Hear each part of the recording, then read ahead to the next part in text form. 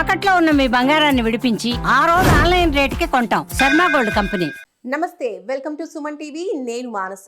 బంగారం మరింత ప్రియం కాబోతోంది. ఇప్పటికే మనం చూస్తున్నాం బంగారం ధరలు 1,00,000 దాటిన పరిస్థితి. అయితే ఇప్పుడు పండుగల రీత్యా అలాగే వరలక్ష్మి వ్రతం ఇవన్నీ పూజలు పండుగలు ఉన్న నేపథ్యంలో బంగారం రేటు ఈ వారం రోజుల్లోనే మనకి 3,600 రూపాయలు పెరిగింది. అంటే బంగారం రేట్స్ ఇంకా పెరిగే అవకాశాలు ఉన్నాయా, తగ్గే అవకాశాలు ఉన్నాయా, అసలు ఇవన్నీ ఇంతలా పెరిగిపోవడానికి రీజన్స్ ఏంటి? ఈ విషయాలు మనం తెలుసుకుందాం. మనతో పాటు ఉన్నారు జూమ్ కాల్లో బిజినెస్ అనలిస్ట్ ప్రశాంత్ గారు. వారితో మాట్లాడదాం.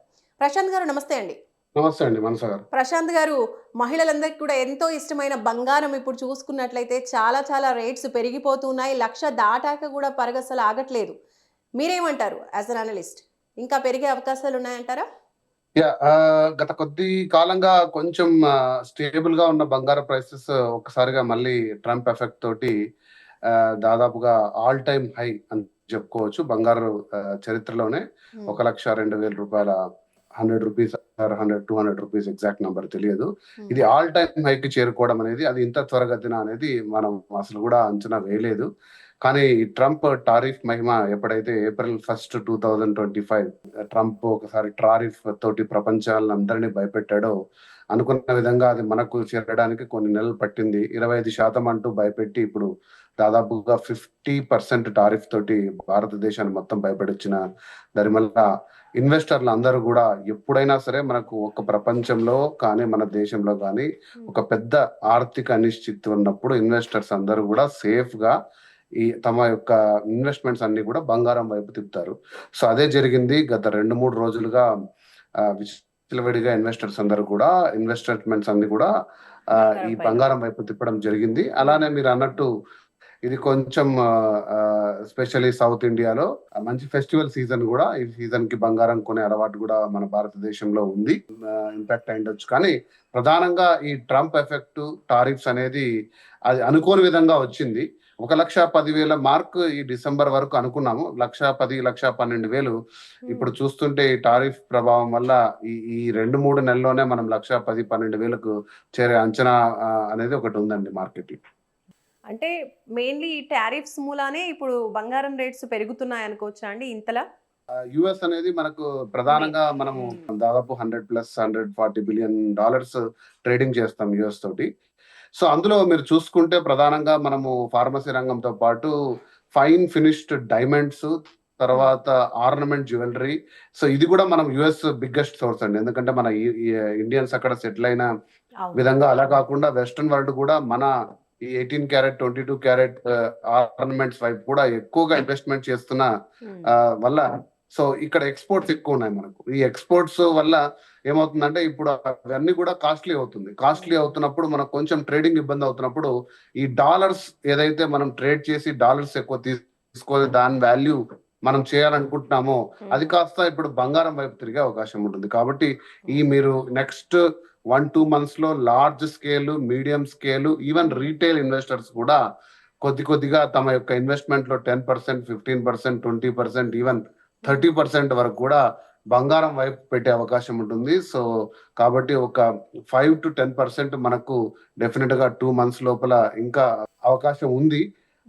లేదు మనకు ఈ ద్వైపాక్షిక చర్చల ద్వారా పరిణామాలు ఎలా ఉంటాయి కూడా ఊహించిన విధంగా ఉంటుంది. ఎందుకంటే ఇప్పుడు మోడీ వచ్చేసి రష్యా పర్యటన ఉంది, తర్వాత పుతిన్ తోటి మీటింగ్ ఉంటుంది. సో ఎలా జరుగుతుంది, వీటిని యుఎస్ ఎలా చూస్తుంది? అదే యుఎస్ చైనా పైన కూడా 100% టారిఫ్ వేయడం మనం చూసాము. తర్వాత చర్చలు, తర్వాత అది ఒక ట్రేడ్ వార్ గా వాణిజ్య యుద్ధంగా మారి ఇరు దేశాలు టారిఫ్ వార్ తోటి మళ్ళీ దాన్ని టెంపరీ హోల్డ్ చేసి నార్మల్ లెవెల్కి తీసుకొచ్చిన సందర్భము చూసాము. ఇప్పుడు మన ఇండియాతో పరిస్థితి ఎలా ఉంటుంది అనేది బిజినెస్ అనలిస్టులు, తర్వాత బిజినెస్ పర్సన్స్ అందరు కూడా నిశ్చితంగా పరిశీలిస్తున్నారు. కానీ ఈ అనిశ్చిత వాతావరణంలో ఖచ్చితంగా బంగారం అనేది పైకి పోయే మాటే కానీ కిందికి వచ్చే మాట లేదు.